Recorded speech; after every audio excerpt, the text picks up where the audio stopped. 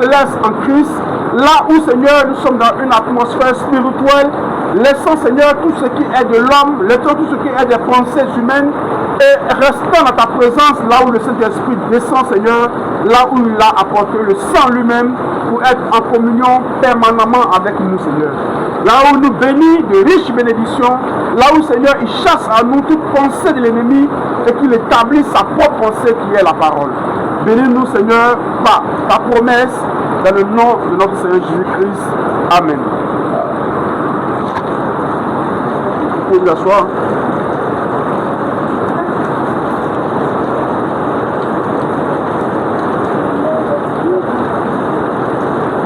Que Dieu vous bénisse. Il ne pleut pas à Abidjan. Abidjan, il ne pleut pas, mais depuis Yaoussi, là, c'est grave, hein. Ah, Abidjan, c'est sec. Shalom à vous, que Dieu vous bénisse. Que Dieu bénisse l'église de Baudois. Le pasteur a voulu que je sois encore ici. En envoyant votre pasteur à Diaké. Shalom à tous. Je crois que nous serions encore ce matin dans la continuité de l'enseignement que nous sommes en train d'apporter.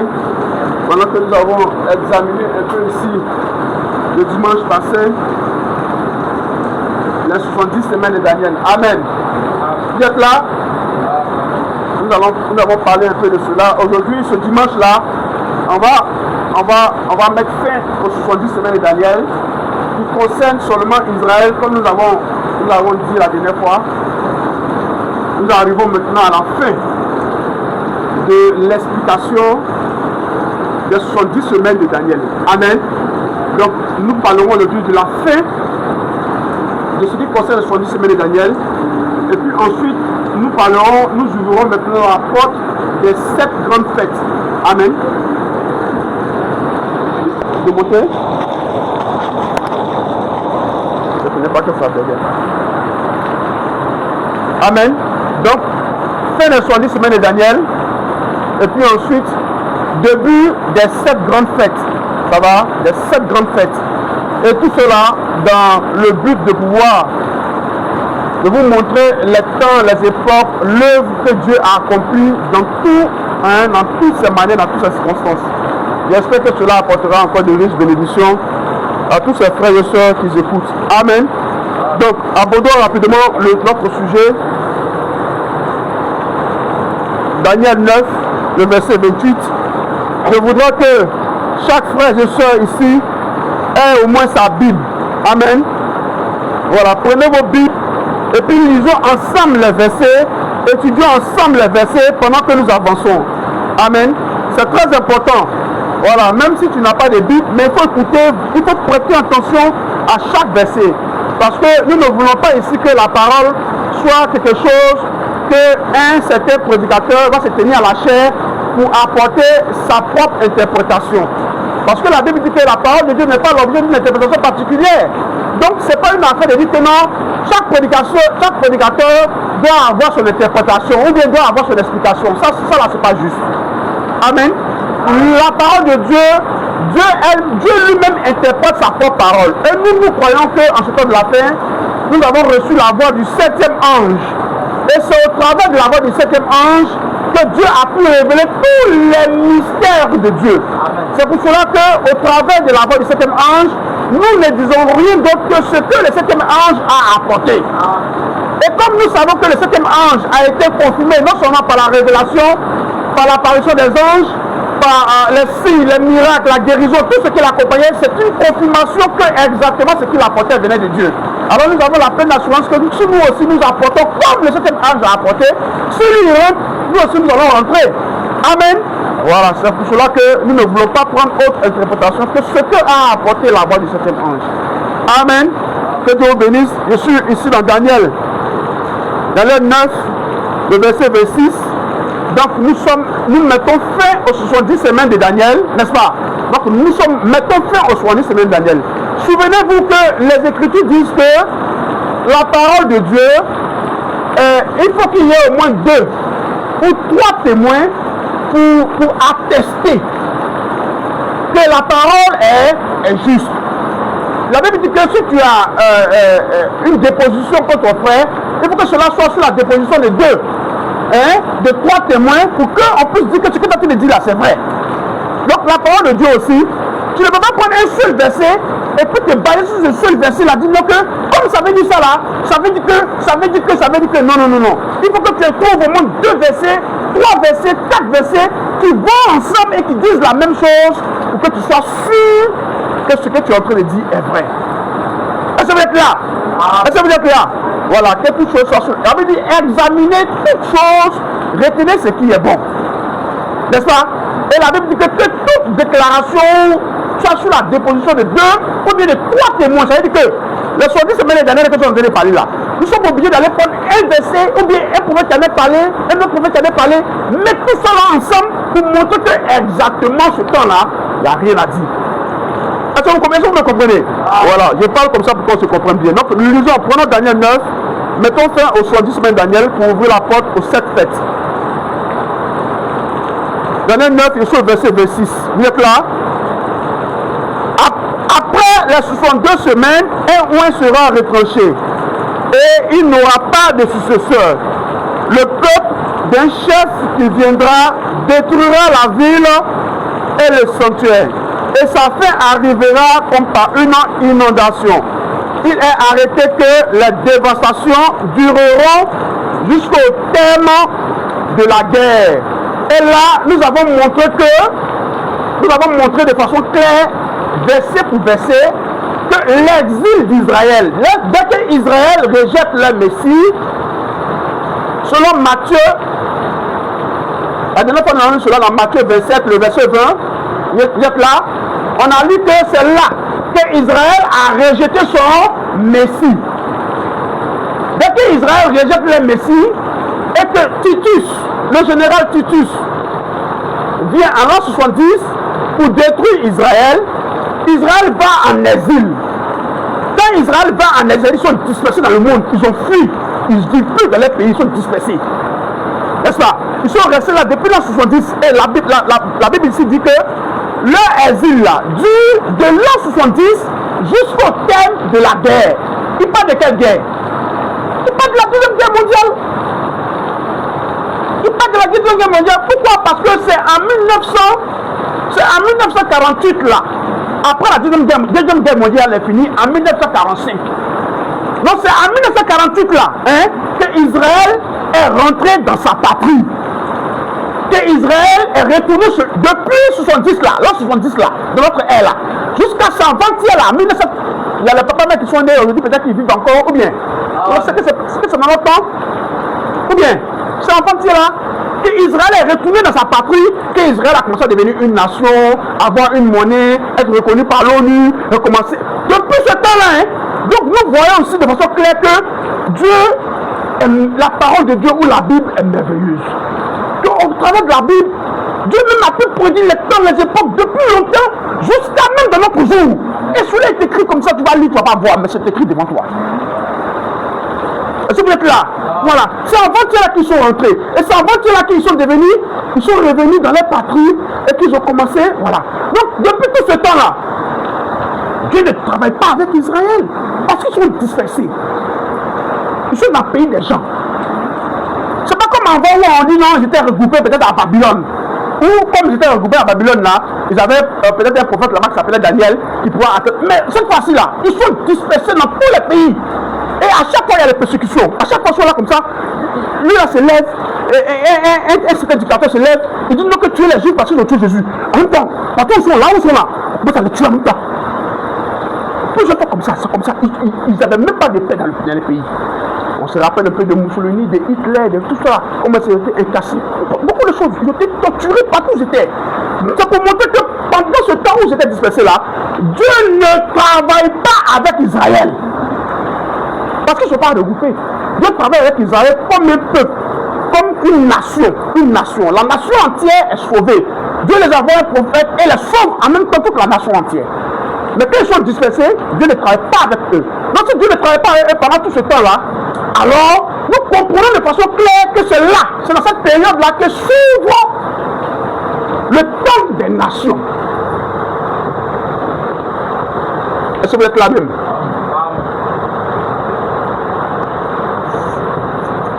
C'est dans cette période-là que s'ouvre le temps des nations, la période des nations, le temps qui est attribué aux nations. Et Jésus est le premier qui commence à parler de ça. Nous le prenons dans Luc 21, le verset 20.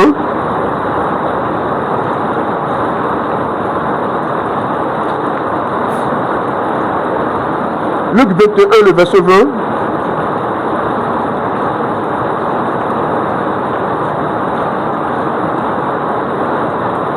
Est-ce que vous êtes là? Luc 21, le verset 24. Vous êtes là? Ils tomberont sur le tranchant de l'épée. Il parle d'Israël. Israël va tomber sur le tranchant de l'épée. Ils seront amenés captifs parmi toutes les nations. Et Jérusalem sera foulée aux pieds par les nations jusqu'à ce que les temps des nations soient accomplis. Donc Jésus est en train de dire que partout ils auront la même là. Ils seront torturés, persécutés, partout ils seront.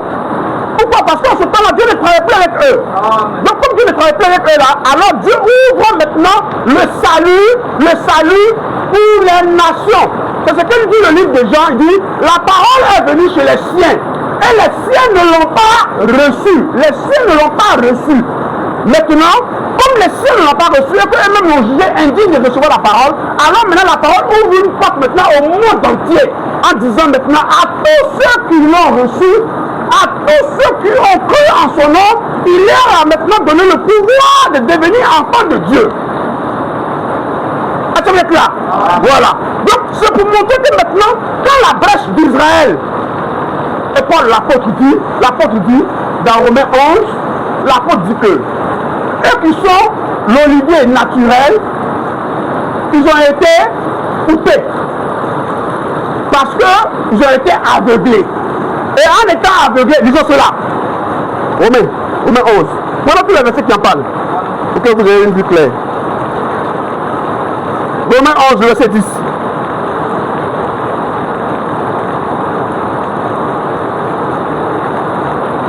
Romains 11, verset 10.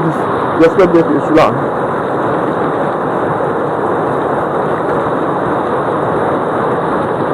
Romains 11, c'est bon? Ok, lisons le verset 10. Il dit,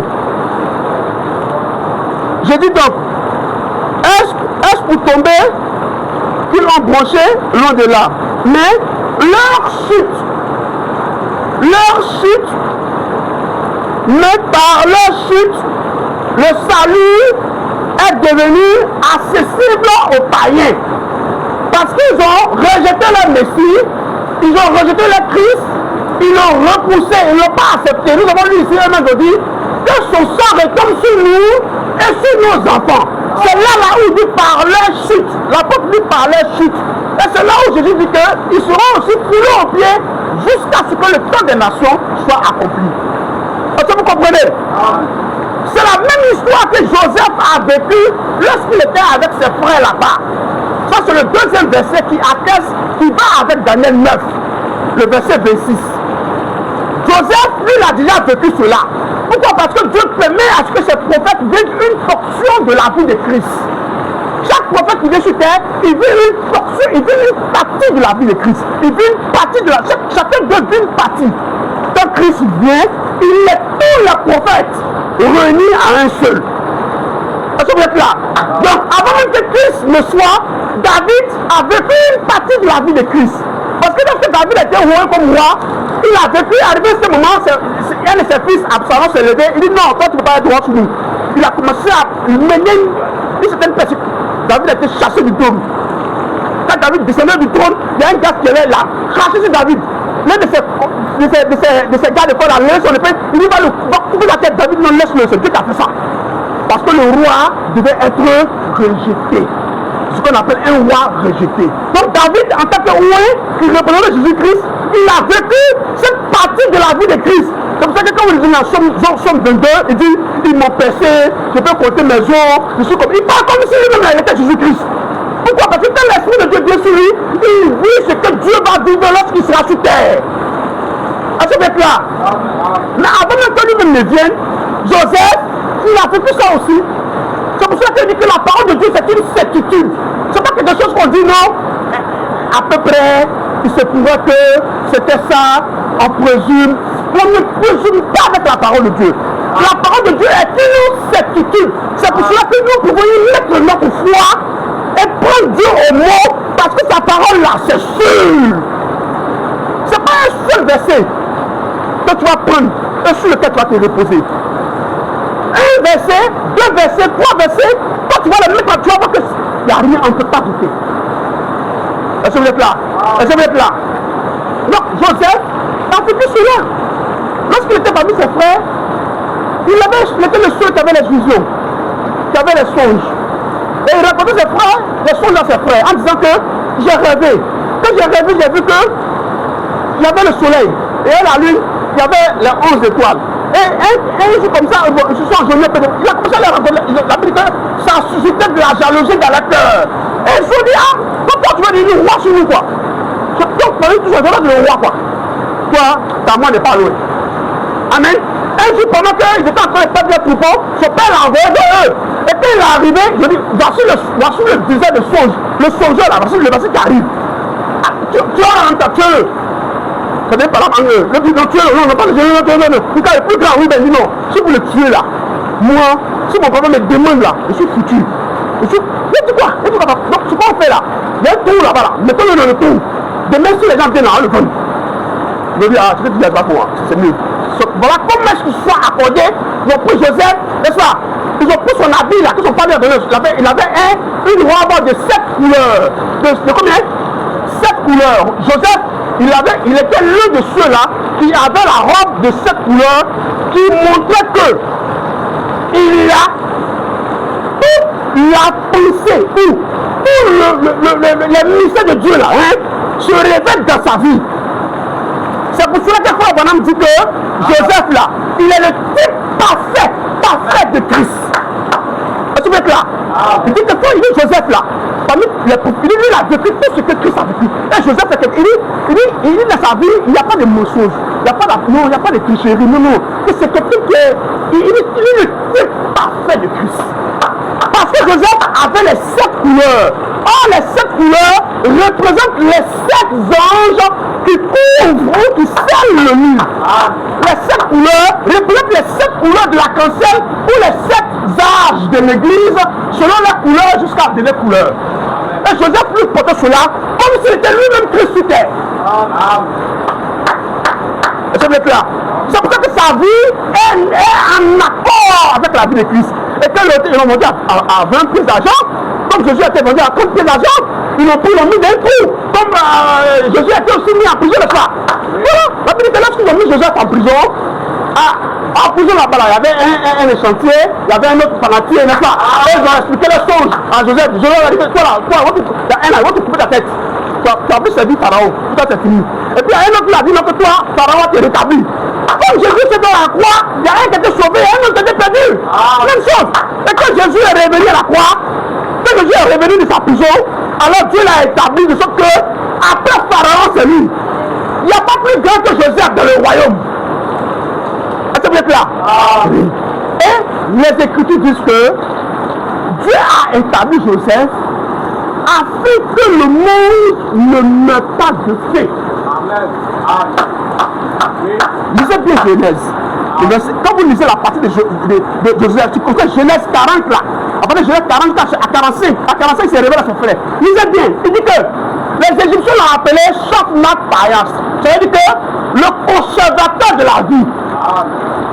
Celui, il a été placé là pour que le monde ne puisse pas mourir de faim. Pourquoi? Parce que lui, il était capable d'interpréter le songe de Pharaon. Il a dit à Pharaon que il aura 7 années. 7 années de richesse qui correspondent aux âges de l'église. Parce qu'en ce moment-là, il n'est plus avec ses frères. Il est en Égypte, qui représente le monde, qui représente les nations. Quand il est parmi les nations, alors il ouvre maintenant la révélation ou les mystères qui concernent les nations. Est-ce que vous voyez? Est-ce que vous voyez? Donc les mystères qui concernent les nations là, il est en train de citer, il est en train de vous dire qu'il aura cette période qu'il a appelée cette période de blé ou cette vache grasse dans le sens du bois là. qu'il est en train d'interpréter, il dit qu'il y en a cette période où il y aura du blé. C'est cette période-là, représentant le chandelier, qui représente la période du temps des nations, les 7 âges de l'Église. En donnant ce mystère-là par Joseph, Joseph est en train de montrer que c'est comme Jésus aussi. Lorsqu'il revient de toute sa gloire, alors il revient avec le mystère des 7 chandeliers d'or. Apocalypse 1, le verset 20. Il dit le mystère des 7 chandeliers d'or. Et il dit, ces 7 chandeliers-là représentent l'Église. Ça veut dire qu'il ne travaille plus avec Israël. Ça veut dire qu'il ne travaille plus avec Israël. Parce qu'Israël est dispersé. Il travaille maintenant avec eux. C'est pour ça qu'il parle du mystère des 7 chandeliers d'or. Et il dit, ces 7 chandeliers d'or, il dit que c'est l'Église.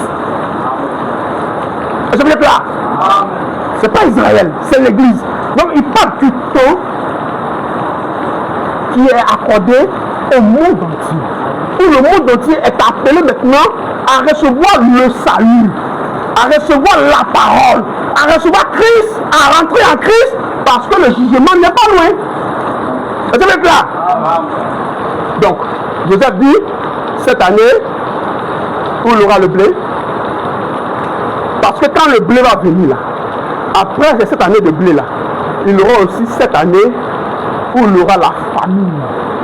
Donc, dans la période des âges de l'église là, il n'y a pas seulement les 7 messagers qui apportent le blé, qui est la nourriture spirituelle dans les jours, mais lorsqu'ils finissent à apporter la nourriture spirituelle dans les jours là, il y a des temps aussi où il y a la famine, c'est-à-dire où il y a le faux, les faux enseignements, où il y a la fausse prédication. C'est pour ça que Jésus dit que l'âge est spacieux est la porte. Mais là, Jésus dit qu'il y aura des faux prophètes.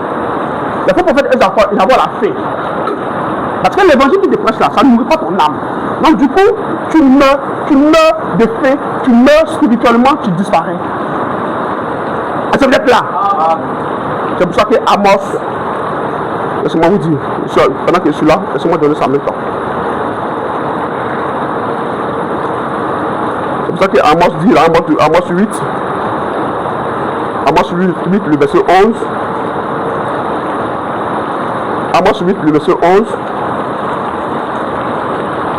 Donc, quand nous comparons le temps de Joseph sur la nation, pendant que nous voyons Joseph sur la nation, nous voyons aussi Jésus sur les nations.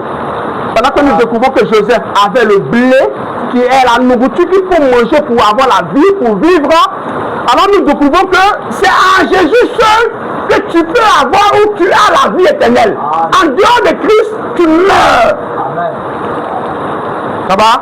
C'est pour cela que le prophète Amos dit, dans Amos 8, le verset 11, je suis en train de vous lire, voici, les jours viennent, dit le Seigneur l'Éternel, où j'enverrai la famine dans le pays, non pas la disette du pain et la soif de l'eau, mais la faim et la soif d'entendre les paroles de Dieu.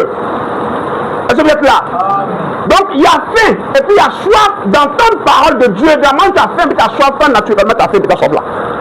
C'est comme ça aussi qu'il y a des temps aussi où il y a la disette, où pour entendre la véritable parole de Dieu même là, c'est difficile. Pourquoi? Parce que quand les faux prophètes viennent là, ils ne prêchent pas la parole qui nourrit l'âme. Ils prêchent la parole pour le bien, pour le monde, pour la société, le progrès, n'est-ce pas? Mais ça ne nourrit pas l'âme. Du coup, l'âme a faim de la véritable parole de Dieu. Est-ce que vous êtes là? Donc pendant ce temps des âges de l'église là, lui dit que, Jésus dit qu'il y aura 7 étoiles. Et ces 7 étoiles là sont dans sa main droite. Ils vont percevoir quoi? Sa parole, ils vont donner sa parole pour qu'il y ait du blé, il y ait la nourriture. Mais ce qui est bizarre, c'est qu'eux ne sont jamais reçus. Pourquoi? Parce que quand ils viennent avec la parole là, les gens ne croient pas ça. Les gens préfèrent croire toujours ce qui n'a rien à voir avec Dieu. Ce qui est pour leur bien, ce qui est pour leur... N'est-ce pas? C'est ce qui donne la faim. C'est pour ça que la banque de Dieu dit qu'il aura aussi la faim. Donc il aura le blé, 7 années de blé, qui sont données par les 7 étoiles, les 7 couleurs, les 7 étoiles, mais 7 années aussi de disette. Mais ce qui est bizarre, le prophète Joseph dit que les années de disette là, ceux qui apportent la famine là, seront tellement gros que ça va finir par étouffer ceux-là. C'est-à-dire que la famine là, va augmenter jusqu'à un point où maintenant là, c'est la fausse parole là qu'on entend partout. C'est l'âge de l'Odyssée. C'est ce qu'on appelle l'apostasie. C'est ce que le prophète dit qu'il aura un temps où il y aura de l'apostasie, où les gens abandonneront la vraie parole et les gens vont se rattacher à des doctrines de démons.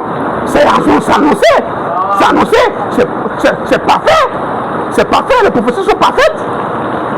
Pourquoi? Parce que les doctrines des démons donnent la fin spirituelle. N'est-ce pas? Et ils viennent à quel âge? Ils viennent plutôt dans l'âge de l'Odyssée où l'église dit qu'elle est riche, elle n'a besoin de rien, elle est vraiment bien établie, elle a toute la richesse qu'il faut. Donc c'est dans cet âge-là qu'apparaissent quoi?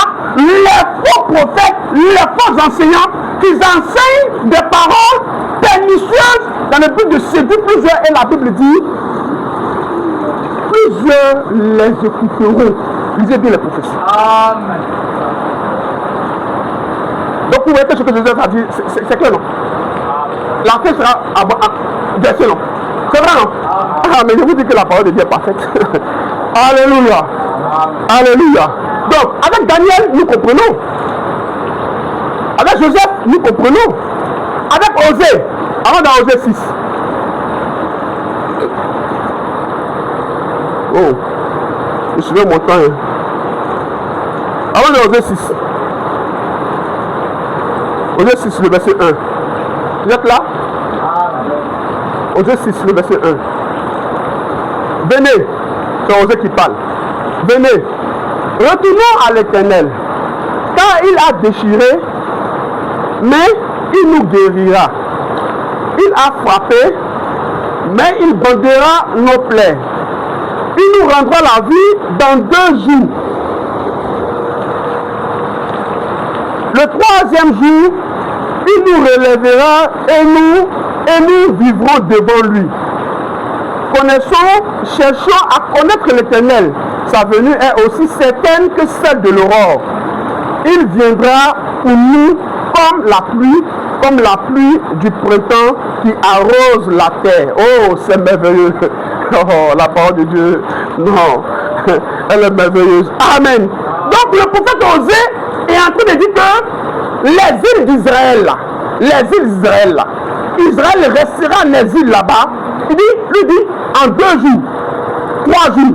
Mais il ne dit pas, comme 1 jour, 2 jours, il dit que aujourd'hui et puis demain, c'est pas ça. Mais il parle des jours qui concernent l'Éternel. Parce que la Bible nous enseigne qu'un jour égale à 1000 ans. N'est-ce pas? 1 jour égale à 1000 ans. Donc il est en train de dire que, en 2 jours, suivez bien. Le verset 2. Il nous rendra la vie dans 2 jours. Le 3e jour, il nous relèvera. Donc, dans 2000 ans. Dans 2000 ans, le asile là. Depuis là, ça a duré quand? 2000 ans. 2000 ans. Quand nous allons arriver dans le 3e millénaire, il va commencer maintenant à nous instaurer dans notre patrie. Donc, le prophète a dit cela. C'est pas fait. C'est pas fait. Parce qu'il dit quoi? Retournons à l'Éternel. On a péché contre l'Éternel, maintenant retournons à l'Éternel. C'est pour cela que lorsqu'ils reviennent ici, la Bible dit qu'ils vont pleurer sur lui comme on pleure sur un premier fils unique. On a déjà vu ce verset, non? Lisez cela dans Zacharie. Lisez cela. Là, on est en train de mettre fin aux 70 semaines dernières. Donc, mettons fin bien. Et puis quand une fois c'est fini, on ne viendra plus là. Là, s'il y a des questions, vous me voyez, vous posez vos questions. N'est-ce pas? Donc, achevez en même temps les 70 semaines de Daniel. Voilà. Là, c'est bien fini, et on ne voit plus, voilà. Zacharie 12, le verset 10. Donc là, vous êtes là? Quand ils reviennent dans leur patrie, et qu'ils sont aujourd'hui une nation, comme ils sont une nation là, et qu'ils sont en train de se discuter même avec Iran et ce que nous connaissons là, c'est le but de pouvoir bâtir leur temple, comme on le dit. Apocalypse 11, le verset 1, dit qu'ils vont bâtir leur temple. Il faut vraiment aller à la station ici, il faut vraiment dire que quand on va commencer leur adoration dans leur temple là, l'église sera déjà partie. Parce que quand Dieu va commencer à traiter avec Israël, il ne traitera plus avec les nations. On dit, celui qui les a coupés est aussi capable de les replacer. Il dit ne te glorifie pas, Romains 11, ne te glorifie pas de ce que Dieu a coupé, les a coupés, et que Dieu vous a enterré, que vous a placé, vous les nations. Paul dit, ne vous réjouissez pas trop. Parce que celui qui les a coupés pour que le monde entier reçoive le salut et soit sauvé. Et après cela, il dit, il va revenir à Israël. Mes amis, Romains 11, lisez ça maintenant, l'apôtre l'explique très bien. Les aveugler, mais les aveugler pour un peu de temps, pour que le monde entier soit. C'est pour ça que les frères de Joseph a dit à ses frères, ne vous fâchez pas de ce que vous m'avez vendu. Dieu a fait cela pour que le monde entier puisse recevoir le blé et puis vivre. Il a dit ça à Joseph, Joseph il a dit ça. Amen. Voilà. Vous avez fait ça, ce que vous avez fait c'est mauvais. Mais Dieu a fait ça pour que le monde entier puisse recevoir le salut. C'est bien clair. Donc, maintenant que le monde entier a reçu ses âges, sa nourriture, alors, et que l'enlèvement a eu lieu, lui maintenant, le Messie, il retourne à eux. Est-ce que vous êtes là? Il retourne à eux. Donc, mettons la main sur ça là, calons ça là. Calons Zacharie là, bloquez ça. Hein. Allons dans Matthieu 24, voilà la partie où il vient à eux. Est-ce que vous êtes là avec moi? Vous êtes là avec moi? Voilà la partie où il vient à eux. Donc, quand tu lis Matthieu 24, à partir du verset 15, il commence à parler de l'avenir de Titus pour détruire Israël. Matthieu 24 là. Quand tu commences à lire Matthieu 15 là, il parle de l'abomination, de la désolation dont a parlé Daniel. Hein? Lorsque c'est allé dans le lycée, faites attention que celui qui lit, n'est-ce pas? Et il finit d'expliquer cela dans le verset 25, où il dit, car alors la détresse sera si grande qu'il n'en aura pas eu de pareil depuis le commencement du monde jusqu'à présent et qu'il n'en aura jamais. Donc, il parle de comment est-ce qu'Israël sera maltraité dans tout le monde entier, partout, n'est-ce pas? Le verset qui suit, qui concerne Israël, c'est là, le verset 29. Donc nous devons voir la partie qui concerne Israël, la partie qui concerne les nations. Parce que tout ne concerne pas les nations, tout ne concerne pas Israël. Il y a une partie qui concerne Israël, il y a une partie qui concerne les nations, doit être capable de discerner la chose et puis de faire ressortir la chose de façon claire, afin que les gens puissent comprendre. Voilà, donc la partie qui concerne maintenant Israël. Le verset 27, vous êtes là? Voilà. Car, comme l'éclair part de l'Orient, non, le verset 29, prenons le verset 29, juste pour Israël. Aussitôt, après ces jours de détresse, n'est-ce pas? On vient de lire les jours de détresse, le verset 21. Ou pas des jours de détresse. Qu'est-ce que c'est? C'est la persécution d'Israël. Le fait que tout Israël sera chassé partout, où les gens cherchent à les tuer partout, persécution d'Israël. Vous allez sur l'internet, vous tapez la tribulation, la persécution d'Israël. Vous allez voir plein. Les musulmans chaque dictateur qui vient là, il faut qu'il tue les juifs. Allez taper. Aujourd'hui on cache rien, vous allez chercher les juifs, vous allez voir. Jusqu'à ce qu'on arrive sur Mussolini, c'est Hitler, là c'est grave. Mais pour le moment là, avant qu'eux-mêmes arrivent là, allez chercher. Je ne vais pas rentrer trop dans les messages, c'est pas ici, ils rentrent dans les messages, ils allaient crier. Donc laissez-moi dire ça comme ça. Le verset 27. Car, c'est ça, sur le verset 27, sur le verset 29. Aussitôt, après ces jours de détresse, donc les jours de détresse d'Israël vont prendre fin. Ce n'est pas toujours qu'il y a détresse. Ce n'est pas toujours qu'il y a tribulation. Ce n'est pas toujours qu'il y a problème. Même dans ta vie, ce n'est pas toujours qu'il y a problème. Il y a un jour, il y a problème un peu. Après un autre jour, là, il y a fraîcheur qui revient un peu. Après un autre jour, là, le Seigneur te fait un peu. N'est-ce pas? C'est comme ça, le Seigneur fait les choses. C'est pas toujours il pleut. Il y a les jours où il pleut, les jours où il sécheresse, les jours où il pleut un peu, n'est-ce pas? C'est dans ta vie aussi, il aura ça. Il aura aussi les jours où tu dois avoir l'argent. C'est pas dire que tu as su l'argent, c'est pas avoir l'argent. C'est pas toujours la sécheresse. Même ici dans le songe de Joseph, il dit c'est pas toujours la sécheresse. Il y a les jours où il y a aussi un peu de grâce quand même. Mais quand il y a les jours où il y a un peu de grâce là, il faut garder un peu. Parce que les jours où il y a la sécheresse là, là tu n'as pas pour manger un peu. Vous mettez tout. Vous mettez tout. Amen. Ah, mais si toujours la sécheresse, c'est que Dieu l'a été oublié ou bien quoi. Il ne peut pas t'oublier comme ça. Il y a les jours où l'argent ça vient beaucoup. Ça vient même en quantité même. C'est le jour de grâce. C'est le jour de la vache grasse. Où le lait là, ça sort beaucoup. Il faut mettre un peu à côté. Pardon. Parce que le jour de grâce là, souvent là, il dit que si exemple c'est 3 là, c'est que le jour de sécheresse là, ça sera 4. Donc il faut garder un peu. Pardon. Il faut garder un peu. La Bible même nous enseigne même des choses comme cela. Ton année te garde là, pardon, faut pas te faire tout. Faut que tu bouffes, et puis après là, C'est sûr que toi maintenant tu es comment avec quelqu'un, Dieu l'a jamais béni. Il faut prendre le son ici. Amen. Vous êtes là? Avançons. Aussitôt, après ce jour de détresse, le soleil s'obscurera. Donc après ce jour de détresse, quand Jésus retourne en Israël, nous sommes directement dans la période de la tribulation. Parce que ça là, ce qu'on est en train de dire ici là, on a déjà lu cela dans Apocalypse 6. Regardez très bien. Suivez très bien. Vous êtes avec moi? Après ce jour de détresse, le soleil s'obscurcira. La lune ne donnera plus sa lumière. Les étoiles tomberont du ciel. Et les puissances des cieux seront ébranlées. Alors, le signe du Fils de l'homme paraîtra dans le ciel. Toutes les tribus de la terre se lamenteront et elles verront le Fils de l'homme venant sur les nuées du ciel avec puissance et une grande gloire. Amen. Ce verset-là, vous voyez le verset, non? Nous retrouvons ce même verset-là dans Apocalypse 1, le verset 7. Prenons Apocalypse 1, le verset 7, pour voir la même chose là. Il dit que le soleil va devenir noir, la lune va devenir comme ça. Ça veut dire que c'est la tribulation qui commence à venir. Et c'est dans cette période-là que le Fils de l'homme va se révéler à qui? Allons-y, pour voir. Apocalypse 1, le verset 7. Est-ce que vous êtes là avec moi? Suivons. Apocalypse 1, le verset 7. Vous êtes là? Je lis le verset 7 et le verset 8. Voici, il vient avec les nuées. Et tout œil le verra. C'est exactement le verset que nous venons de quitter. Est-ce que vous êtes là? Est-ce que vous êtes là? Le verset de Matthieu 24 que je viens de quitter là. Voici la même chose que je répète ici.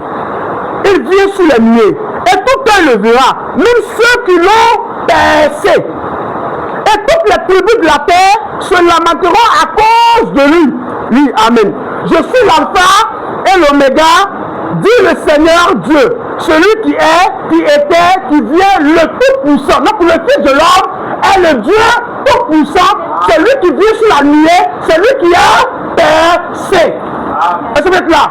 Est-ce que vous êtes là? Maintenant il vient à qui? Il vient à qui? Apocalypse 14. Il va se séparer les gens croient qu'il va venir là. Les gens croient que quand on dit tous les gens le voient. Tout le monde le voit quand il vient. C'est faux, hein? C'est faux, hein? Il vient pour un peuple Dieu donné. Apocalypse 14. Parce qu'en ce temps-là, l'église est déjà partie. L'église est déjà dans l'enlèvement. Apocalypse 14. Vous êtes là? Le verset 1. J'ai regardé. Apocalypse 14, le verset 1. J'ai regardé et voici l'agneau se tenait sur la montagne de Sion. Et avec lui 144 000 personnes qui avaient son nom et le nom de son père écrit sur leur front. Et j'ai entendu du ciel une voix comme un bruit de grosse eau, comme le bruit d'un grand tonnerre. Et la voix que j'ai entendue était comme celle de joueurs de harpe, jouant de la harpe. Ils chantaient un cantique nouveau devant le trône et devant les 4 êtres vivants et les vieillards et les 24 vieillards. Et personne ne pouvait apprendre le cantique. Si ce n'est les 144 000 qui avaient été rachetés de la terre. Donc l'agneau qui vient, où il dit qu'il va voir ses blessures hautes là, n'est-ce pas? Il vient pour qui? Il vient pour les 144 000. Est-ce que vous êtes là? Il descend sur la montagne de Sion là. Hein? C'est pour ça quoi? C'est pour se révéler à ses frères. C'est pas pour tout le monde entier. Tout ceux qui croient que c'est pour le monde entier là, c'est faux.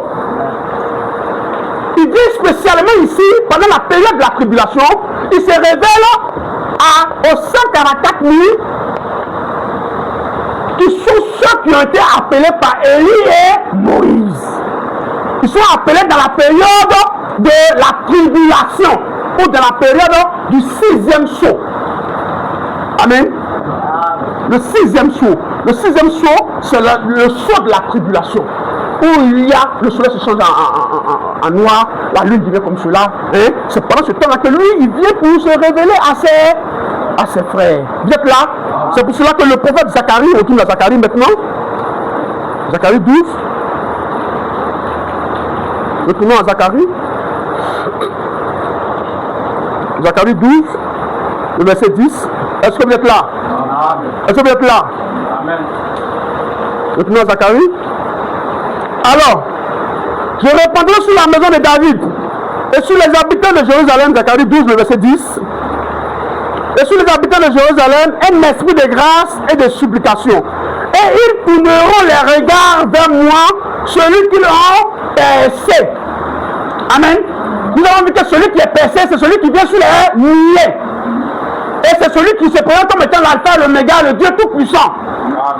Amen. On a vu ça sinon. Donc il va tourner maintenant les regards vers... À quel moment il tourne les regards vers lui? Lorsqu'il descend sur la montagne de Sion dans Apocalypse 14. Parce que là, il descend sur la montagne de Sion pour venir les chercher. Et qu'est-ce qu'il va faire? Le prophète le dit. Vous êtes là? Ils pleureront sur lui comme on pleure sur un fils unique. Ils pleureront amèrement sur lui comme on pleure, comme quand Joseph se révèle à ses frères dans Genèse 45. Quand il se révèle à ses frères, la Bible dit qu'il n'y avait personne avec lui lorsqu'il se révélait à ses frères. Et ses frères commencent à pleurer sur lui parce qu'ils se sont rendus compte que c'est notre Messie que nous avons livré. C'est notre Messie que nous-mêmes avons livré aux Romains pour qu'ils puissent le blesser. Ils pleuraient amèrement. C'est la même scène qui se passe avec Jésus-Christ pendant la période de la tribulation lorsqu'il appelle les 144 000. Est-ce que vous êtes là avec moi? Est-ce que vous suivez? Apocalypse 13, le verset 6. Et si on lui demande d'où viennent ces blessures que tu as en main, il répondra, c'est dans la maison de ceux qui m'aiment que je les ai reçus. Quand vous lui demandez, mais où tu as eu tes plaies là? Tes plaies que tu as, on voit ici là, les plaies, où tu as eu tes plaies là? C'est dans la maison de mes frères là que je les ai reçus. C'est là où ils se rendent compte qu'eux-mêmes, ils ont livré leurs frères. Amen. C'est dans la période de la tribulation. C'est dans cette période-là aussi que sonnent les différentes trompettes. Donc ici, recadrons bien les choses. Nous le représentons comme le chandelier. Lorsque nous arrivons là, il y a la fête des trompettes.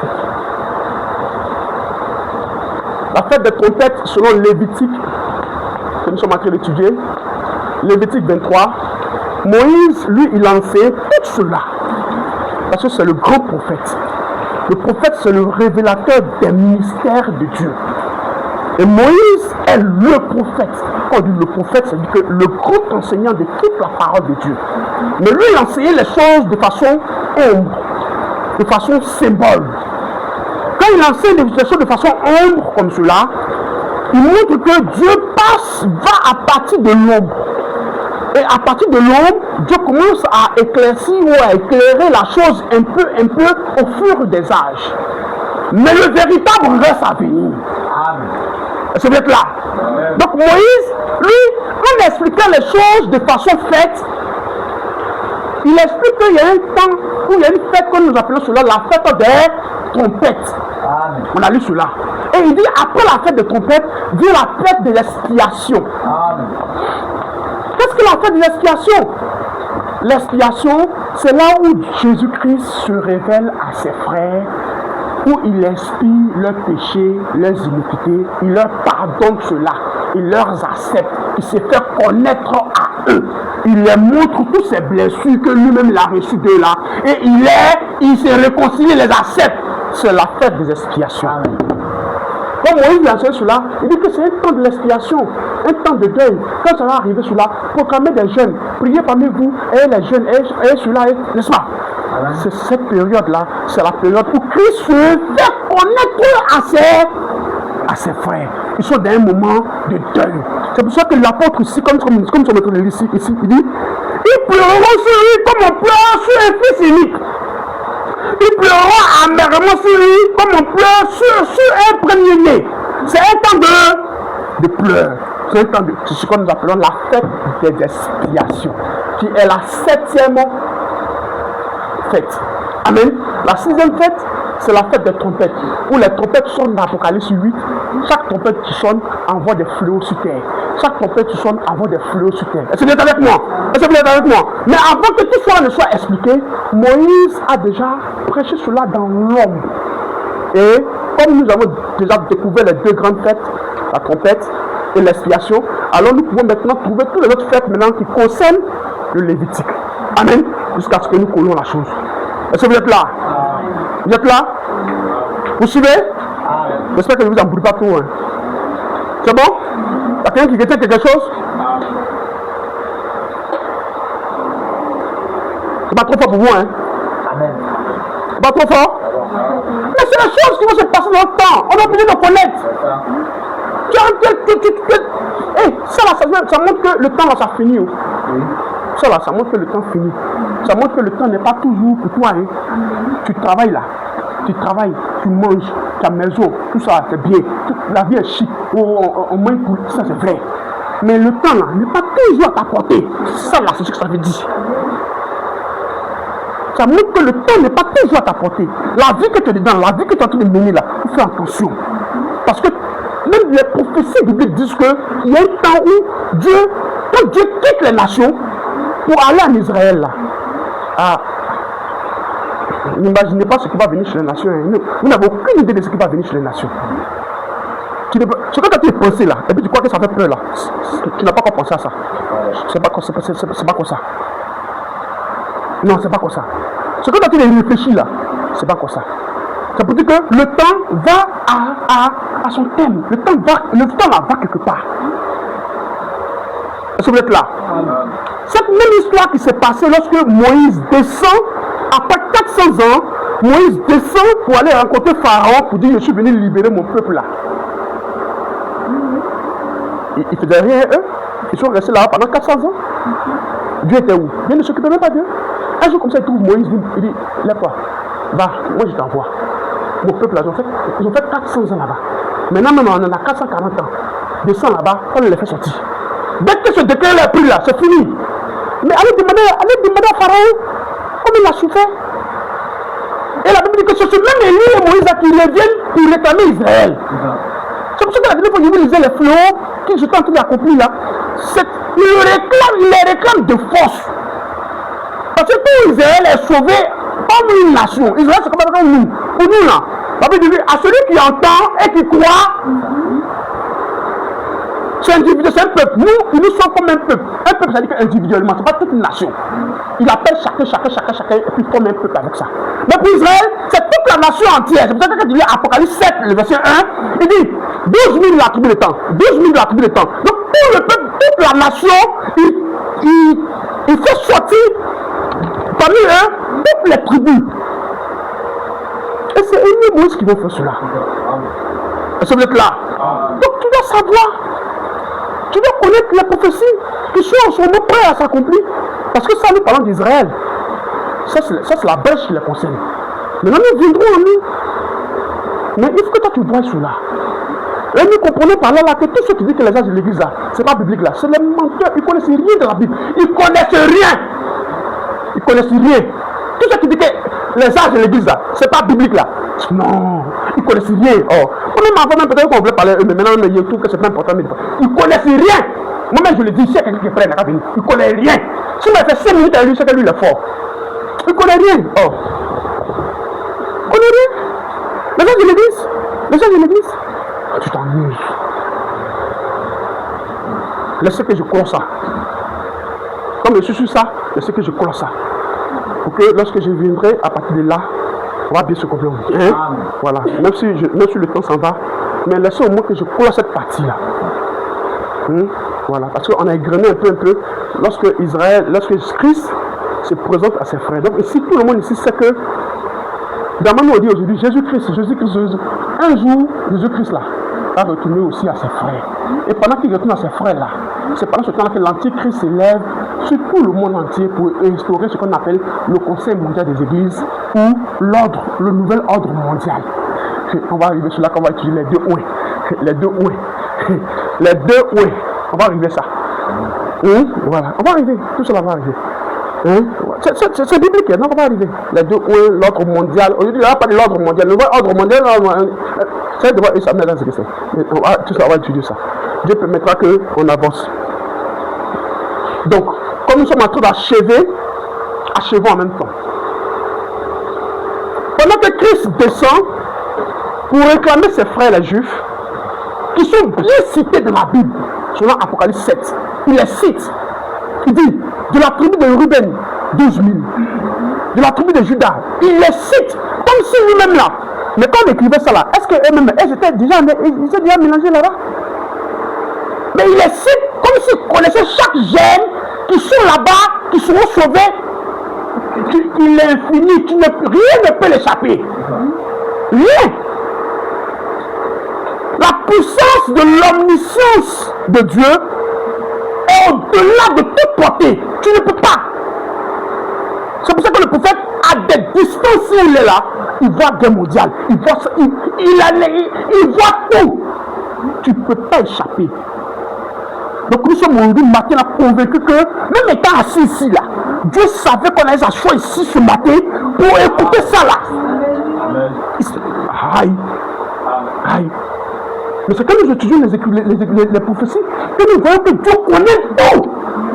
Rien ne peut échapper à Dieu. Même ce qui est dans Satan, qui lui-même n'a pas encore pensé et qui va faire, lui-même n'a pas encore pensé qu'il va faire.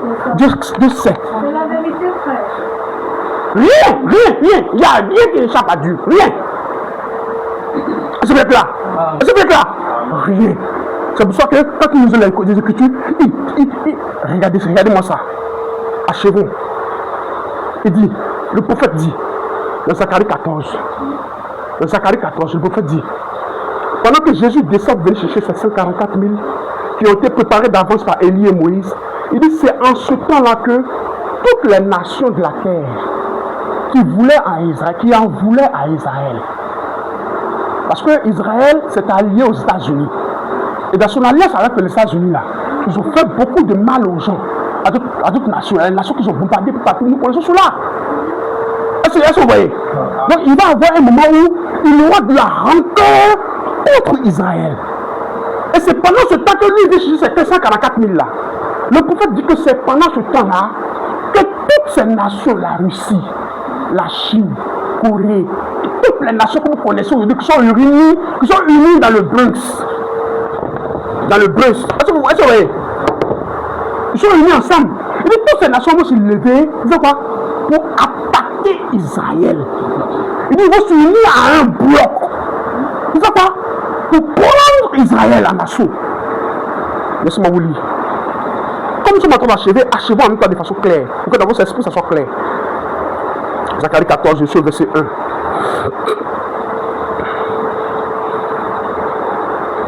Zacharie 14, je suis au verset 1. Voici, le jour de l'Éternel arrive. Donc quand nous disons le jour de l'Éternel arrive, aujourd'hui nous comprenons très bien le jour de l'Éternel là. C'est le jour de la tribulation, c'est le 6e saut, c'est le saut du jugement. Quand nous disons Malachie 4, nous disons, il dit, le jour de l'Éternel vient, un jour grand, brûlant, tout ça là. Il parle du 6e saut. C'est dans ce 6e saut que s'ouvrent toutes les tempêtes de destruction. Et ça, c'est clair dans nos esprits. Et on ne doute plus de ça. C'est l'acquis. Suivons. Et les dépouilles seront partagées au milieu de toi. Le verset 2. Je rassemblerai toutes les nations pour qu'elles attaquent Jérusalem. Est-ce que vous comprenez? C'est pendant cette période de tribulation là. C'est pendant cette période-là aussi que toutes les nations qu'Israël a frustrées un peu partout dans son union avec les gens là. C'est pendant cette période-là qu'elles tous se rassemblent à un bloc, à une grande armée avec tous les missiles que vous connaissez, on ne peut citer même. Hein? Ils se rassemblent, c'est quoi? Ils peuvent venir détruire Israël. Est-ce que vous êtes vite avec moi? Descendons. Il dit la ville sera prise, les maisons seront pillées, les femmes violées, la moitié de la ville ira en captivité, mais le reste du peuple ne sera pas exterminé de là. Qui appelle le reste du peuple là? Qui appelle le reste du peuple là? Soit qu'ils ne sont pas les 144 000 là, ils vont faire de ce qu'ils veulent. Mais le reste, il parle des 144 000. C'est pour ça qu'Élie se plaint, Élie dit, je suis resté seul. Dans la toute prière, il n'y a même pas quelqu'un qui t'adore. Le Seigneur dit, je me suis réservé 7 000 qui n'ont jamais fléchi genou devant Baal. Même dans le temps de détresse là, il y en a pour moi. Le reste même pas ici là, il parle des 144 000. Tous seront, on fera de ce qu'ils veulent, mais les 144 000 ne seront jamais athées. Et les nations vont se réunir dans le but de pouvoir venir détruire complètement, anéantir Israël. Est-ce que vous êtes là? C'est exactement ce que dit Zacharie et Ézéchiel 38. Prenez Ézéchiel 38, pas appuyer sur là. Et puis on quitte là. Prenez Ézéchiel 38, pas appuyer sur là. Je ne vous ennuie pas trop, hein. Vous êtes avec moi? Vous suivez? Ézéchiel 38, le verset 4. Ézéchiel 38, je suis le verset 4. Vous êtes là, je lis. Je t'entraînerai et je mettrai une boucle à ta mâchoire. Je te ferai sortir, toi et toute ton armée. C'est Dieu qui parle. Je vais t'entraîner. C'est-à-dire que je vais mettre une pensée dans ton esprit. De sorte que toi, tu vas croire que cette pensée-là est vraie. Donc, tu vas te réunir avec toute ton armée, tous ceux qui te soutiennent là. Vous allez vous mettre ensemble dans un but. Écoutez très bien. Je ferai sortir, il dit, une boucle à tes mâchoires. Je te ferai sortir, toi et toute ton armée, chevaux et cavaliers, tous vêtus magnifiquement, trop nombreuses, portant le grand et le petit bouclier, tous maniant l'épée, et avec eux ceux de Perse, d'Éthiopie, de Pout, tous portant le bouclier et le casque, Gomer, et toutes ces troupes, la maison de Togama, à l'extrémité du septentrion, et toutes ces troupes, peuple nombreux, qui sont avec toi. Il dit, prépare-toi, tiens-toi prêt, toi et toute la multitude assemblée autour de toi. Sois leur chef. Après bien des jours, tu seras à leur tête. Dans la suite des années, tu marcheras contre le pays. Donc Ézéchiel a vu leur rassemblement. Ils seront unis autour de qui? Autour de la Russie. Il va les réunir et tous. Il va former un grand groupe avec eux. Il va les rassembler avec toute leur armée et tout ce qu'ils ont comme puissant. Dans quel but? Dans quel but? Dans le but de pouvoir détruire Israël. Mais ils ont mal choisi ce jour-là. Ils viennent au même jour où l'Éternel aussi descend au point 144 000. C'est pour ça que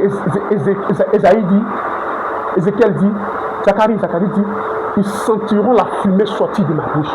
Zacharie 14, on est de lire là. Continuez. Il dit, lui-même va les détruire tous. Il va les anéantir. C'est dedans. Amen. Vous avez tout le contour d'Israël. La guerre de Gog et puis de Magog. Tout ça, c'est clair devant nous.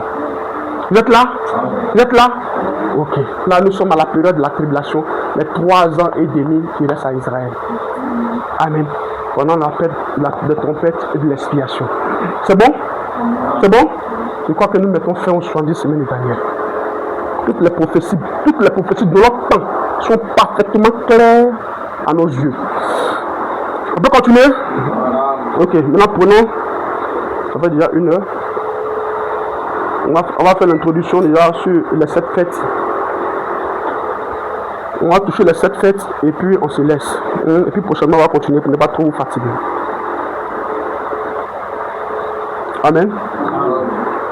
Étant donné que nous avons déjà énuméré 2 fêtes, vous les lirez, hein, ça vous le lirez dans Lévitique 23. Quand tu lis Lévitique 23, Moïse enseigne toutes ces fêtes-là, l'enseigne. Donc toutes ces fêtes-là, Israël fêtait celui-là. Quand la fête des trompettes arrive là, ils sont pom et fêtes. Mais eux ne savent pas, ils font ça de façon naturelle. Mais ils ne connaissent pas la signification spirituelle de ce qui sont fêtés naturellement. Comme aujourd'hui, les gens fêtent Pâques de façon naturelle. Ils vont, ils dansent. Mais fête des Pâques là, c'est pas une fête. Aujourd'hui, elle est passée du volet naturel à un volet spirituel. Les gens sont restés dans la fête volet naturel. Or, le volet naturel, la phase naturelle de la fête a été donnée à Israël. C'est à Israël qu'il est dit, prenez un agneau, tuez-le, le 14e jour du mois. Vous prenez son sang, vous allez mettre sur les linteaux, les portes, vous allez l'agneau que vous avez tué là. Voilà. C'est à Israël qu'il a dit cette fête-là. Mais la fête n'est pas restée seulement de la façon naturelle. Quand Christ, la sémence foi d'Abraham arrive, la fête passe du volet naturel à la phase spirituelle. Parce que d'Abraham est sorti deux grands enfants. De Abraham est sorti un premier enfant qui est naturel, qu'il a eu avec sa femme Sarah. Naturellement, ils ont eu cette femme-là, cet enfant-là. Il s'appelle Isaac. Naturellement. Mais Dieu n'a pas donné seulement qu'à Abraham un fils naturel. Dieu a aussi promis à Abraham un fils spirituel. Donc, la parole, elle s'exprime d'abord de façon naturelle et ensuite de façon spirituelle. Israël a exprimé le côté naturel parce qu'Israël est sorti naturellement de Isaac. Donc Dieu les a donné le côté naturel. Mais lorsque nous arrivons maintenant là, où apparaît le fils spirituel, ou le fils de la sémence foi d'Abraham, tout ce qui était naturel là, commence à devenir spirituel. Les gens qui restent dans cette affaire de Pâques naturel là, ça prouve qu'ils sont encore dans l'erreur, ils n'ont rien compris encore de la Bible. Ils n'ont rien compris encore de la Bible. Amen. Lisons. Établissons le fondement de ça là. Et puis prochainement nous pourrons bâtir dessus. Lisons le prophète, la voix du septième ange. Lisons-le. Dans la demeure future de l'épouse céleste et de l'épouse terrestre. Il dit ainsi donc est votre type. Vous dites que vous êtes un typologue, mais maintenant, sur la page 25, vous avez fait le tour de tous les types. Non, je n'en ai pas encore fait le tour. Il dit, découvrons ce que nous n'avons pas encore vu. Regardons dans Lévitique 23. Donc en ce moment, nous sommes en train d'étudier de Daniel, nous sommes en train d'étudier Lévitique 23. Regardons dans Lévitique 23, j'aimerais que vous regardiez le chapitre de Lévitique que nous avions vu dimanche dernier. Je viens juste d'avoir une idée maintenant. Voyons le chapitre 23 de Lévitique, le verset 26. Maintenant, souvenez-vous, il y a 7 jours de fête. Dieu a donné à Israël dans Lévitique là 7 jours de fête. Quand nous lirons dans Lévitique, nous pouvons trouver ces fêtes-là. La première fête, c'est la Pâque. C'est ce qu'on a lu dans Lévitique à partir du verset 4. Il dit première fête, il dit c'est la Pâque. Deuxième fête, il dit c'est la fête des pains sans levain. Troisième fête, c'est la fête de la gèbe agitée. La gèbe agitée. Ici, après la gèbe agitée, nous avons la fête de la Pentecôte.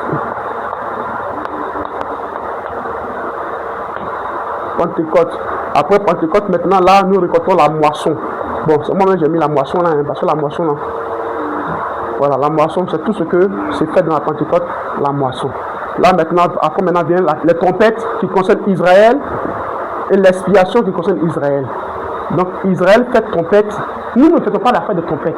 La fête des trompettes, c'est la fête du jugement. Est-ce que Dieu permettra que son épouse ait un jugement? Non. Ceux qui passeront dans la période de jugement sont ceux que nous appelons les vierges folles. Les vierges folles, elles vont voir ce qui va se passer dans la fête des trompettes là-bas. Mais nous là, nous sommes de ceux qui vont à l'enlèvement. Ça ne nous concerne pas. Amen. Donc, voici énuméré les 7 grandes fêtes. Et Frère Branham dit qu'il appelle ça les 7 jours de sabbat, comme 7, 1 jour, 2 jours, 3 jusqu'à 7e jour, n'est-ce pas? Voilà. Comme aussi les 7 grandes fêtes qui représentent aussi les âges de l'Église. Amen. Amen. Je vais aller tout doucement, même si je n'ai pas fini. Je prenais seulement qu'une seule fête pour que nous nous asseyons dessus. Pour seulement, on va ajouter un peu.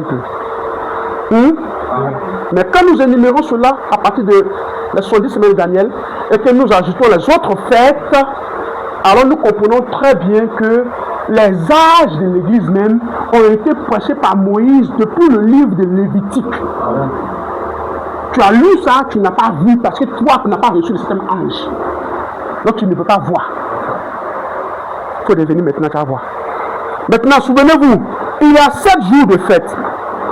La fête des trompettes, lui nous avons cité les fêtes là. La fête des tabernacles, la fête de la gèbe agité, et toutes ces fêtes, le musulman c'était un peu des fêtes, n'est-ce pas? Donc ce sont les fêtes là que j'ai énumérées là. Maintenant, il y a 7 grands jours de fêtes qui ne sont qu'un type des âges de l'église, des 7 âges de l'église. Donc il dit, ces 7 grands jours de fêtes là, c'est aussi un type des âges de l'église. Amen. Parce que quand la véritable fête de Pâques commence, alors commencent aussi les âges de l'église. On va approfondir cela. Oh, c'est merveilleux. La Pâque, le premier qui a commencé à fêter cela de façon naturelle, Exode 12, c'est Moïse. Dieu l'envoya en disant au peuple que maintenant, là, après que tous les fléaux sont arrivés là, maintenant, nous sommes arrivés au temps où tu vas prendre un agneau. Tu vas demander à chaque famille de prendre un agneau. Parce que l'agneau là doit mourir. Et lorsque l'agneau mourra, vous allez l'immoler au 14e jour. Vous allez prendre son sang. Et son sang sera appliqué sur les portes, sur les linteaux. Pourquoi? Parce que l'ange de la mort arrive. Le but pour lequel la fête de Pâques a été instituée, c'est à cause de la mort. C'est à cause du séjour des morts. C'est à cause de l'ange de la mort qui est Satan. C'est à cause de lui que Dieu a institué la fête de la Pâque. C'est pour cela que la fête de la Pâque, mes frères et sœurs, ne peut pas rester naturelle. Pour aller manger une yam, manger poulet, c'est pas ça la Pâque. Comme aujourd'hui, les gens ont pris ça pour faire les fêtes. Quand ça vient même de donner le nom, et ça vient, c'est devenu des réjouissances où les gens, ce n'est pas ça la fête de la Pâque. Même la manière dont vous fêtez là, c'est pas comme ça Israël fêtait. C'est pas comme ça Israël fêtait. Ça veut dire que Satan est rentré dans la chose, il vous a donné un divertissement. Dans le but de vous séduire, il n'est pas comme pour se voir le véritable et le réel. Et les gens dans le monde entier sont restés dans le divertissement, dans l'à peu près, dans le semblant, sans pouvoir connaître le véritable. Est-ce que vous êtes là? C'est pour cela que lorsque nous arrivons là, au moment où apparaît l'agneau de Dieu, qui est le Seigneur Jésus-Christ, où Jean-Baptiste commence à dire, voici l'agneau de Dieu qui ôte le péché du monde, et que cet agneau de Dieu là n'est pas un agneau naturel, et que c'est un agneau spirituel, humain, créé, fait par Dieu, comme nous disons la dernière fois, le sang de Dieu lui-même. Dieu lui-même se créa, ou se couvrit lui-même d'un agneau. Comme il dit à Abraham, Jéhovah Jireh. Il s'est pourvu lui-même d'un bélier à Abraham. Pour que Abraham puisse immoler ce bélier-là.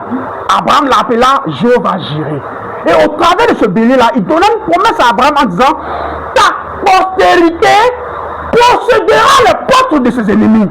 Cette postérité dont il parlait là, il montra à Abraham qu'un jour viendra sur terre sa postérité royale. Le véritable fils d'Abraham. Il sera aussi comme un agneau, ce grand bélier. Et sur cette montagne où Abraham a immolé l'agneau, lui aussi sera aussi immolé à Golgotha. Dans quel but? Dans le but de posséder les portes de ses ennemis. Est-ce que vous êtes là même? Je ne pense pas que vous dormez là. Est-ce que vous êtes là? C'est pour cela que la Pâque a été instituée.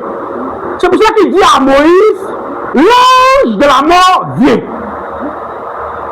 Quand l'ange de la mort vient, lui ne regarde que le sang.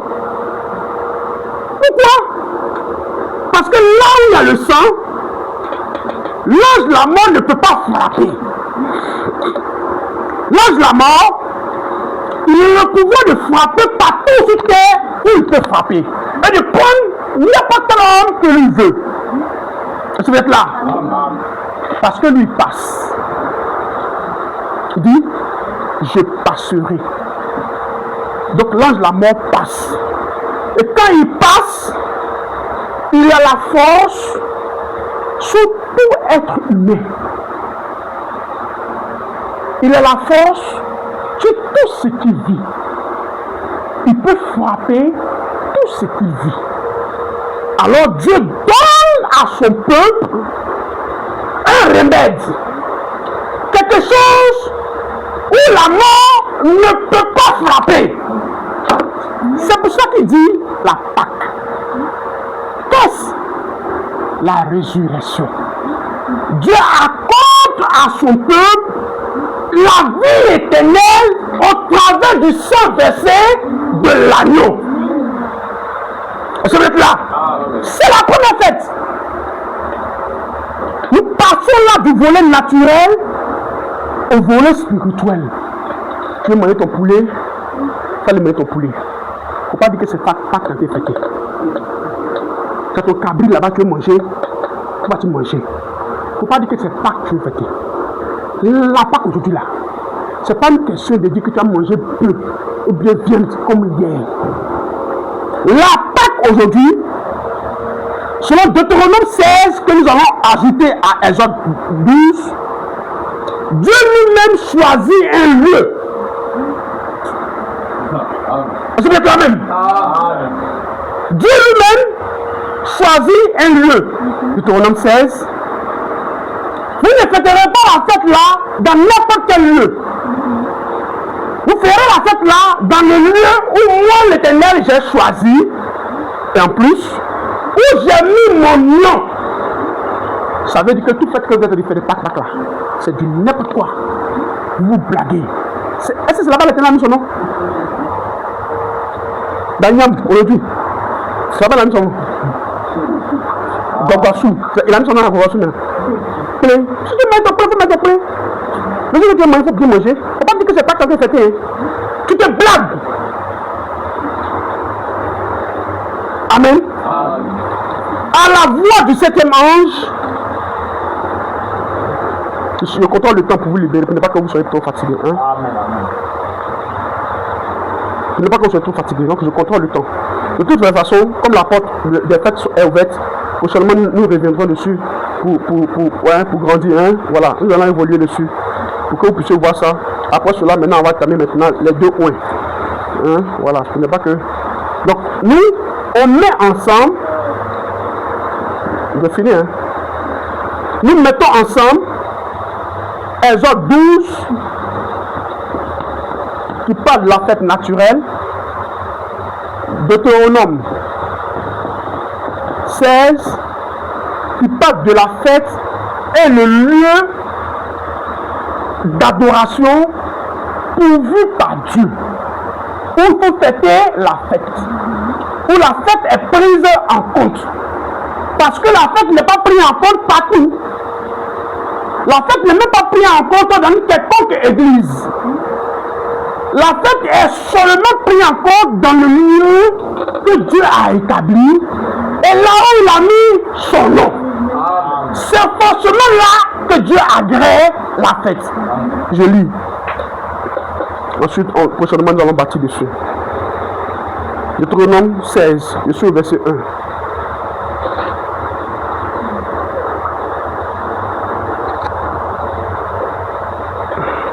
Observe le mois des épis et célèbre la Pâque en l'honneur de l'Éternel ton Dieu.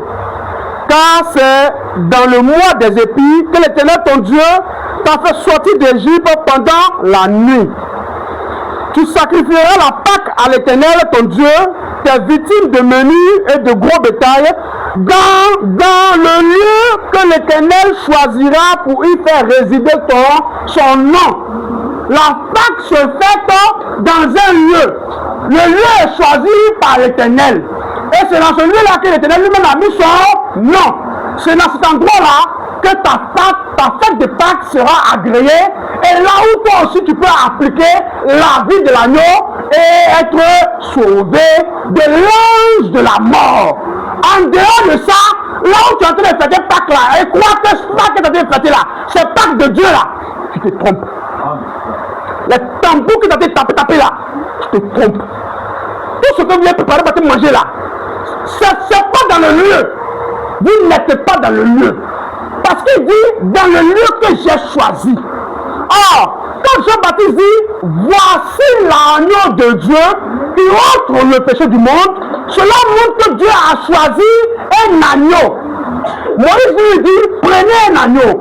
Mais Jean-Baptiste dit que l'Éternel lui-même a créé ou a formé, ou l'Éternel lui-même s'est pourvu d'un agneau.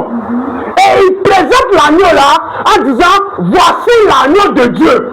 Dès que l'agneau de Dieu est présenté, cela montre que la fête de la Pâque passe du volet naturel au volet spirituel. Cet agneau qui est présenté là, il est l'agneau de Dieu, il est le lieu d'adoration, il est là où Dieu a mis son nom. C'est pour ça qu'il dit, je suis venu au nom de mon Père. Donc il porte le nom de son Père. Amen. Comme tout fils porte le nom de son Père. Et il dit dans Jean 17, j'ai fait connaître ton nom au monde. Donc il est lui-même le lieu d'adoration. Il est lui-même là où Dieu a mis son nom. Le nom de Dieu, c'est le Seigneur Jésus-Christ. C'est le seul endroit où la mort ne peut pas frapper. Alléluia. C'est mon but. En dehors de là, tu as foutu mon frère. En dehors de là, toute fête que tu estimes parler de Pâques, c'est du n'importe quoi. Parce que toutes ces fêtes-là se fêtent dans un seul endroit. Il n'y a pas deux. La Pâque se fait dans un seul endroit. Le pain se fait dans un seul endroit. Toutes ces fêtes-là se fêtent dans un... Toutes ces fêtes, la Pâque du Seigneur Jésus-Christ, elle se fait en Christ. Or, maintenant, il ne s'agit pas de dire qu'on va piquer le sang. Comme si on va aller prendre le sang de Jésus-Christ. Tu as trouvé ça là où? Tu as trouvé ça là où? Par un seul esprit, 1 Corinthiens 12, le verset 13, nous avons tous été baptisés pour former un seul corps. La Pâque qui est présentée aujourd'hui, c'est de quoi? De prendre la parole, de se faire baptiser au nom du Seigneur Jésus-Christ, en vue de recevoir son esprit, de rentrer en lui-même. Nous rentrons maintenant dans le corps de Christ par le baptême du... Voici notre Pâque, mes frères et sœurs. Le dimanche prochain, nous allons évoluer dessus. Nous allons présenter bien la chose, nous allons évoluer dessus. C'est ici que nous voyons de façon claire la divinité du Seigneur Jésus-Christ. C'est ici que nous voyons de façon claire toute la révélation qui concerne Christ. C'est bon? Nous allons parler, nous allons évoluer. Que Dieu vous bénisse. C'est bon. Shalom à vous.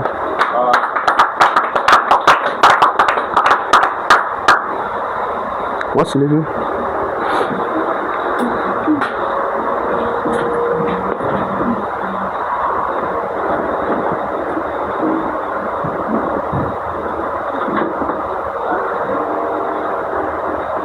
J'ai longtemps erré sans guide, atterré de vrai bonheur.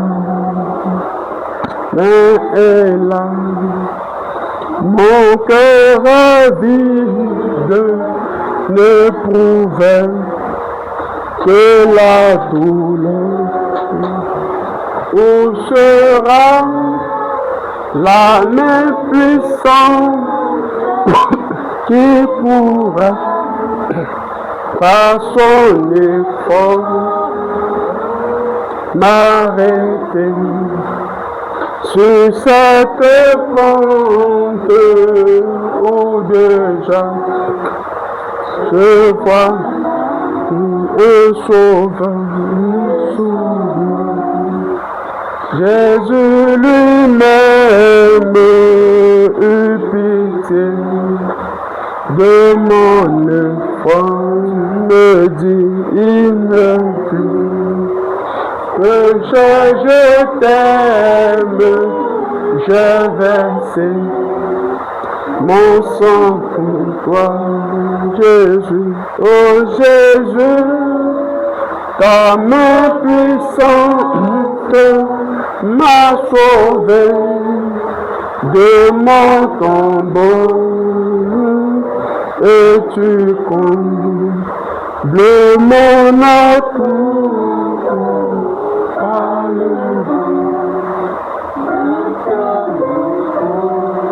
Nous élevons encore ensemble la voix. Chacun de nous prenons encore cette position dans le Seigneur. Nous élevons la voix vers lui pendant que nous savons que l'ange de la mort rôde partout et qu'aujourd'hui encore même l'ange de la mort frappe partout et que la mort ne fait que s'amplifier. Mais Dieu a ouvert pour nous une brèche. Il a ouvert pour nous une porte. Il a ouvert pour nous encore une grâce. Là où il y a l'Esprit. Là où il y a la parole révélée en ce jour. Là où il y a la parole encore qui oint. Là où la mort ne peut pas frapper. Nous élevons encore ensemble la voix. Seigneur, souviens-toi de moi. Permets que je puisse rentrer encore en Christ.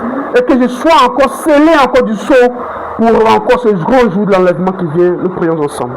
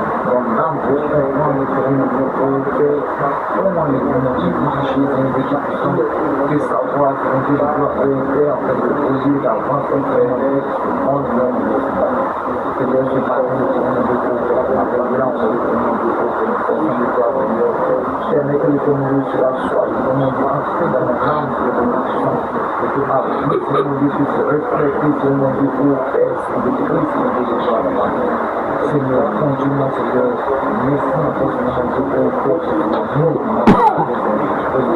merci encore le Seigneur du Père, la grâce de son apôtre, ce matin, Seigneur Jésus-Christ, bénis encore le Seigneur de ma vie, Seigneur Jésus, Seigneur, conduis-moi, Seigneur mon Dieu, pour ton esprit, Seigneur du Père, sois seulement en nous, Seigneur, dans le péché, Seigneur, mais dans Seigneur Jésus-Christ, au Père, à vivre, Seigneur, de ta parole, Seigneur, toute la voix fait que nous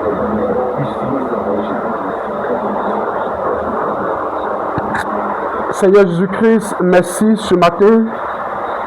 Ta grâce qui nous bénit, nous te disons merci.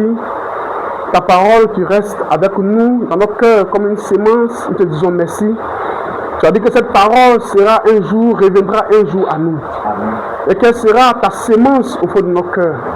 Et qu'elle sera même capable de détruire, Seigneur, les œuvres du mal, les œuvres de Satan, partout, Seigneur, au de Père, où elle sera, Seigneur.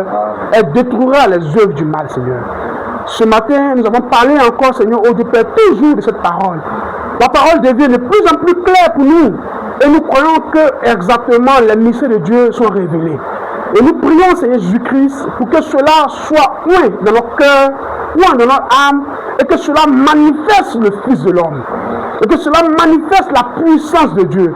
Que cela convainc les cœurs, ramène les cœurs, que cela baptise du Saint-Esprit. Que cela ôte les cœurs incrédules qui ne croient pas, les cœurs faibles qui ne croient pas, et donne des cœurs de chair, des cœurs de vie. Que cela, Seigneur, opère des guérisons au milieu de nous, Seigneur, en chassant tout ce qui est du mal, là où il y a la nature du diable, la parole y va et s'interpose, Seigneur, en vue de produire la vie. Tu as dit, dans cette période de la vie, je la visiterai, Seigneur. Et c'est aujourd'hui la période de la vie, le 7e âge, là où le Fils de l'homme apparaît sous la révélation de la parole, il apparaît aujourd'hui. Cela est pour nous la période de la vie. Viens, Seigneur, afin que ta parole soit féconde au fond de nous, et qu'elle puisse produire toutes les bénédictions qui accompagnent, donnant aux âmes, Seigneur, au de Père, la force, la vie et la puissance, au nom de notre bien-aimé Seigneur Jésus-Christ. Amen.